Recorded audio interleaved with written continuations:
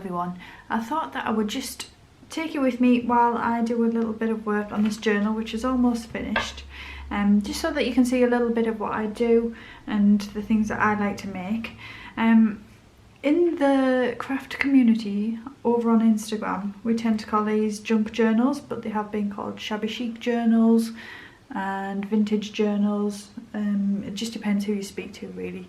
I came to know them as junk journals, so that's what I still use. So what a junk journal is a book made of lots of different papers. So the original idea was to make them out of things that you would usually chuck away, and just to make a book out of it and make something beautiful out of something broken, old rubbish that would go in the bin normally. But we wanted to salvage those things and make them nice. And then it has progressed onto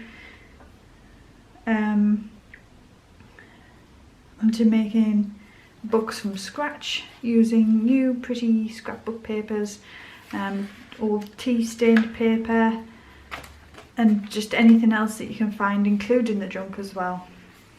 I mean, this piece of lace, I know that I've had it since I was a child. I remember making clothes for Sylvanian families out of that, so that's just something that was in my stash and it's been there for ages.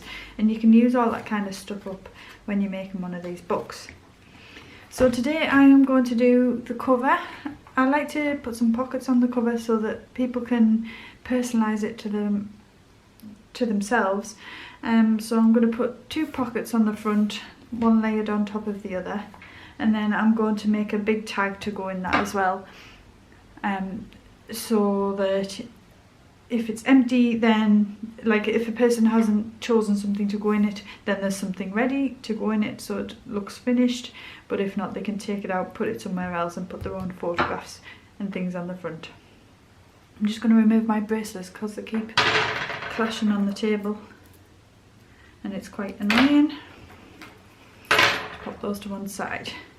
Okay, so the measurements that I will need are 15 centimetre wide.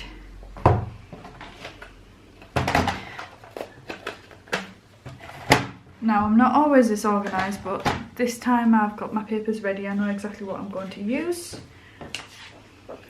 This piece here. It's already the right height. I'm just going to cut that down to 15 centimetres. It's almost there anyway. And then this second pocket is going to lie on top, like so. So that needs to be 15 centimetres wide as well. I'm using the side that looks like bricks, but while I'm cutting, I'm just turning it that way because I didn't want to get that crease on the side.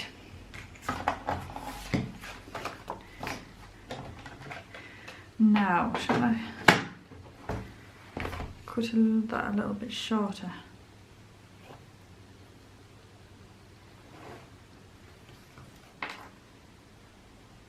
Sorry, I've got these command hooks everywhere because I've been making a wall display. So if you see them floating around, that's all they are. Yeah, I'm just going to take a little bit off the bottom. No fancy measuring, I do everything by eye, usually.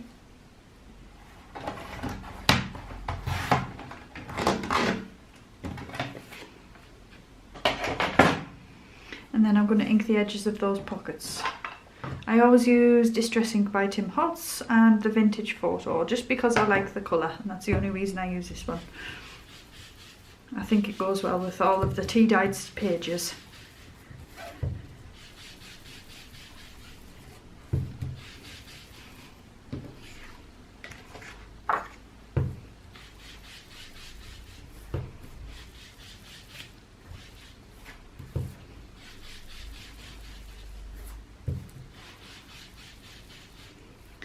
And then they should just tie in nicely with the front of this book.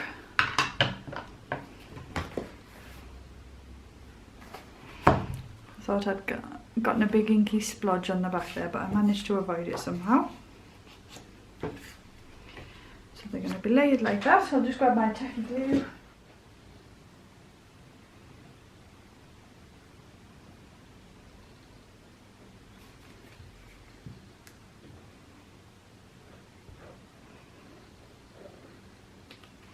Right, I haven't got the shakes, it's just because I'm squeezing so hard.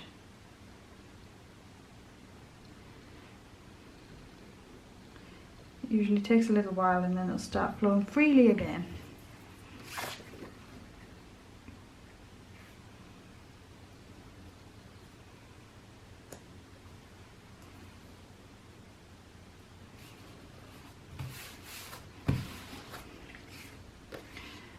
This one edge is a torn edge, so I want that one facing up just for a little bit of extra texture.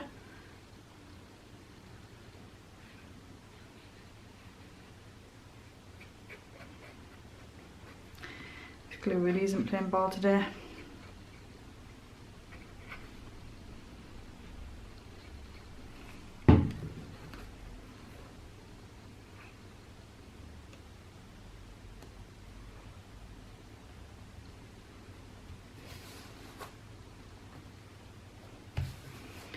There we have some lovely pockets. I just want a little bit of lace, I think, to finish that.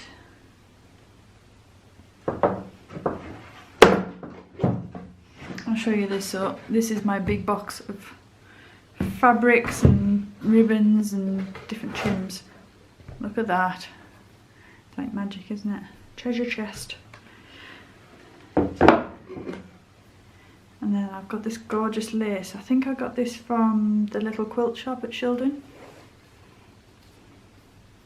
And I'm just going to pop that on that bottom edge. Right,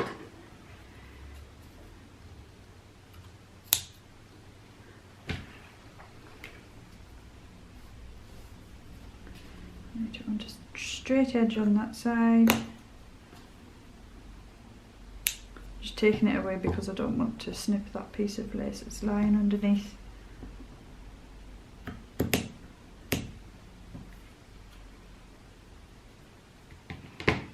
can just lay on there. I think I would try and do a thin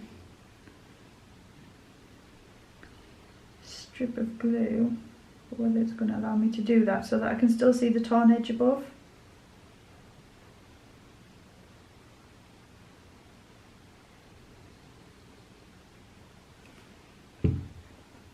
And then that thicker band will cover up any of the glue, hide it, so that it just looks nice and pretty, like so. Right, so that's the pockets done, so I'll go on to make the tag now. So I had this piece of card which has been dyed with tea. I'm going to round the edges, the corners rather, with my trusty corner punch. This is one of the best things that I bought. I use it all the time. I think it was from the range.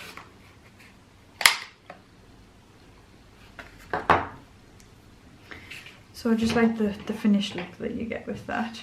And then I've got this piece which was a scrap. I think I had intended to make a belly band inside the journal, but instead I am going to use it on here.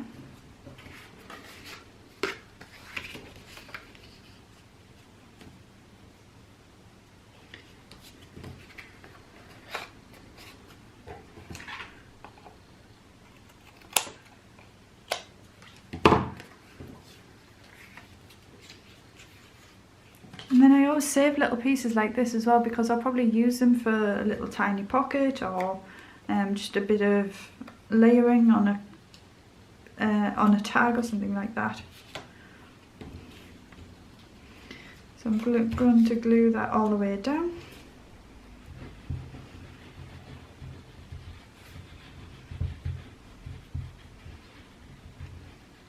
I'm not worried about the edges lifting, because that'll just add to the effect in this case.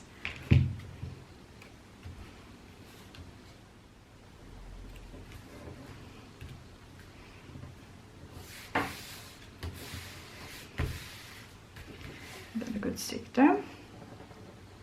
And then I've got this little lady from Tim Holtz's Paper Dolls, and I'll just give that a little bit of ink around the edges to take away the stark whiteness of where the paper's being cut.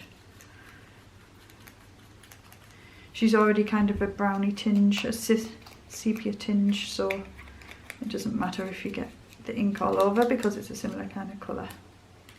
Pop the legs out.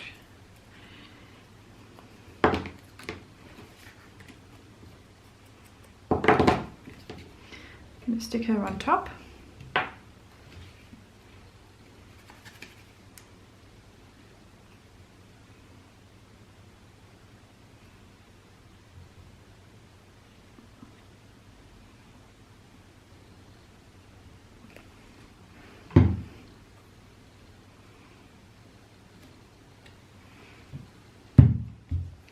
Hold her down with a big tub of Mod Podge just while she sticks, and then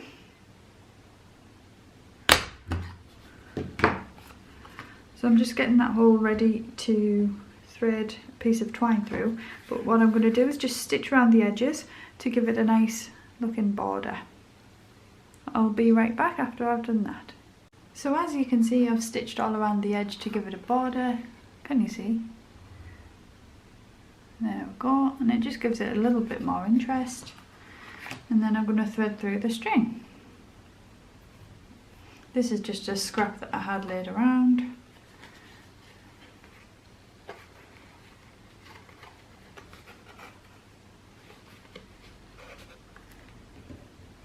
And then trim those top bits.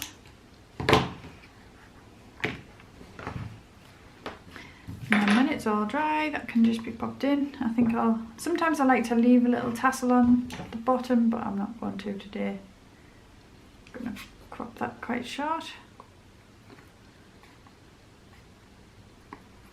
And then that can just slot into the pocket. What I might do is put her into the top pocket and then put some small brown craft tags. So we could just pop another couple of things in there just to add a bit of extra interest. So that's the kind of thing that I make anyway, so let me know what you think.